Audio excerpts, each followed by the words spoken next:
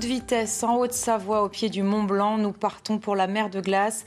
Exemple malheureux du réchauffement climatique qui s'emballe, c'est le constat alarmant du dernier rapport du GIEC, le groupe d'experts intergouvernemental sur l'évolution du climat. La mer de glace, laboratoire privilégié de scientifiques qu'ont rencontré Ingrid Pernet-Duparc et Serge Vorette. Première victime et principal témoin de ce réchauffement climatique, la mer de glace. Hier, bleu argenté, aujourd'hui grisée, elle se fond dans les cailloux. Chaque année, le plus grand glacier des Alpes françaises perd en moyenne 4 mètres d'épaisseur par an. Ici, les températures ont augmenté 2 fois plus vite que dans le reste du monde. Au lieu de prendre 0,74 degrés au cours du XXe siècle à l'échelle planétaire, eh bien ici à Chamonix, on a pris en un peu moins d'un siècle déjà plus de 2 degrés.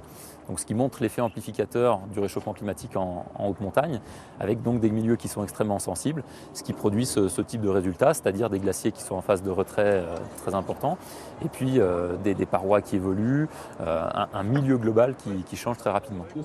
Depuis plus de 20 ans, Ludovic Ravanel, le géomorphologue, scrute le massif, analyse, commente et sensibilise. Ça ne va pas s'améliorer, on estime que d'ici 30 ou 40 ans, les deux glaciers qui alimentent la mer de glace, c'est-à-dire le glacier du Tacul et le glacier de l'Échaud, vont se déconnecter.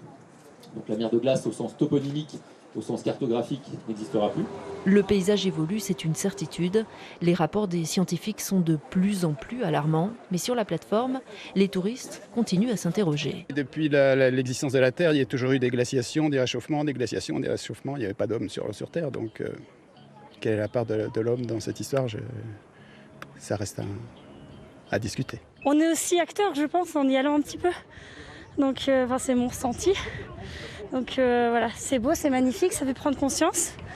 Un tourisme de la dernière chance, diront certains, l'ultime paysage avant extinction.